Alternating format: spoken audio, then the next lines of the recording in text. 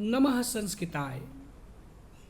प्यारे बच्चों, संस्कृत रुचिरा पाठ्य पुस्तक के अंतर्गत तृतीय पाठ के रूप में विद्यमान भगवत जुकम नामक पाठ का सारांश हम सब पढ़ेंगे। भगवत जुकम शब्द का अर्थ होता है सम्माननीय महिला। इसमें उस समय की कहानी का वर्णन है जब एक बार यमराज यमपुरुष को पृथ्वी लोक पर बसंत सेना नाम की एक महिला के प्राण को लेने के लिए भेजते हैं। जब वह यमपुरुष इस पृथ्वी लोक पर आता है तो वह बगीचे में अपनी दासी परिभृतिका के साथ घूमती हुई बसंत सेना को देखता है, तो वह उसी के प्राण लेने के लिए सर्प के रूप में उस उद्यान में उसको डस लेता है और उसके डसने के बाद उस बसंत सेना के प्राण को लेकर के वह चला जाता है। जब वह यमलोक पहुंचता है और यमराज के समक्ष बसंत सेना के प्राण को वह प्रस्तुत करता है, तो जिसे देखकर यमराज बहुत क्रोधित होते हैं और वह यमपुरुष को डांटते हैं कि तुम किस बसंत सेना के प्राण को लेकर के चले आए हो। तुम्हें तो उस बसंत सेना के प्राण लेकर आने थे जिसकी उम्र पूरी हो चुकी है, और तुम किसी दूसरी बसंत सेना नाम की स्त्री के प्राण को लेकर के चले आए हो। और इस तरह से यम पुरुष के द्वारा गलती से जिस बसंत सेना के प्राण ले जाने थे उसके प्राण ना ले जा करके जिसके प्राण नहीं ले जाने थे उस बसंत सेना नामक गणिका के प्राण को ले जाने के कारण यमराज के द्वारा उसे डांट सुननी पड़ती है। इसी बीच यमराज तुरंत उसे आदेश देते हैं कि तुम तत्काल पृथ्वी लोक पर जाओ और इसके शरीर में इस प्राण को डाल करके और जिस बसंत सेना की उम्र पूरी हो गई है उसके प्राण को शीघ्र ही यमलोक लेकर के आओ। यमराज से आज्ञा प्राप्त करने के बाद यम पुरुष वह पृथ्वी लोक पर आता है। जिस बगीचे में वह सर्प बन करके बसंत सेना को डस लिया था, वह उसी बगीचे में जब जाता है तो वहाँ पर वह देखता है कि जिस बसंत सेना को वह सर्प बन करके डस लिया था और वह मर गई थी, वह बसंत सेना जीवित होकर के इधर उधर टहल रही है। तो उसे बड़ा आश्चर्य होता है कि अरे यह कैसे जीवित हो गई है, क्योंकि इस तरह की घटना उस यम पुरुष ने इस पृथ्वी पर पहली बार देखी थी।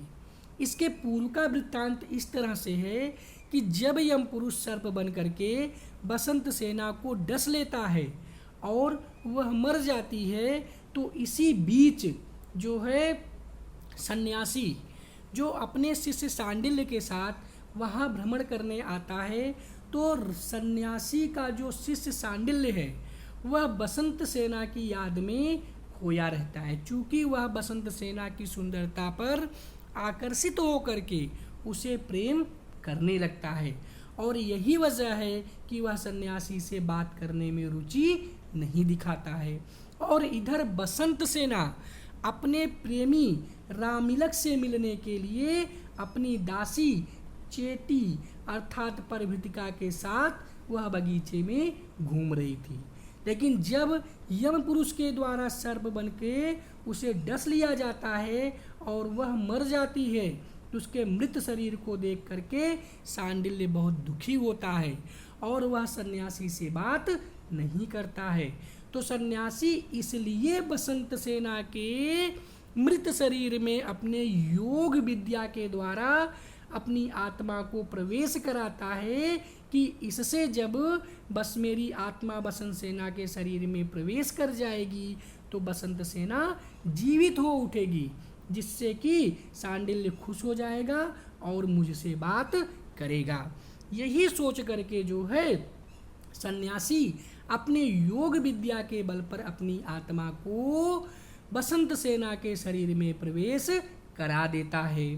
और इधर जब यम पुरुष आता है, वह बसंत सेना को उद्यान में जीवित घूमते हुए देखता है तो उसे बड़ा आश्चर्य होता है। जब वह अपनी दैविक शक्ति से सोचता है तो वह उसे यह ज्ञान होता है कि बसंत सेना के शरीर में सन्यासी अपनी योग विद्या के द्वारा अपनी आत्मा को प्रवेश करा के इस खेल को खेल रहा है।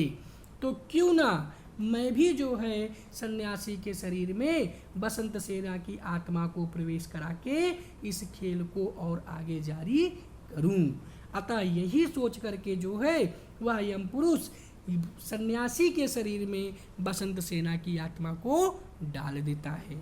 तो इस तरह से सन्यासी के शरीर में बसंत सेना की आत्मा और बसंत सेना के शरीर में सन्यासी की आत्मा के प्रवेश होने के कारण वहाँ पर हास्य रस मतलब हंसी ठहाका का भाव उत्पन्न होता है, क्योंकि सन्यासी जो है वह बसंत सेना के शरीर में सन्यासी की आवाज़ में बोलता है, और जो बसंत सेना है वह सन्यासी के शरीर में है तो वह बसंत सेना की आवाज़ में बोलती है।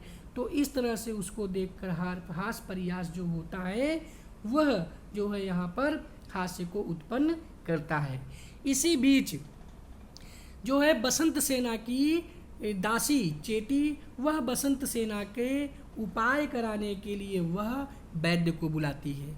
वैद्य आता है, वैद्य देखता है तो वह कहता है कि इसे सर्प ने डस लिया है, और इसके बाद चूंकि बसंत सेना के शरीर में सन्यासी का प्रवेश था इसलिए वह उठकर कहता है कि किस स्त्री को सर्प ने डस लिया है, और वह पूछता है कि सर्प कितने प्रकार के होते हैं। फिर वह वैद्य से शास्त्रार्थ करने लगता है।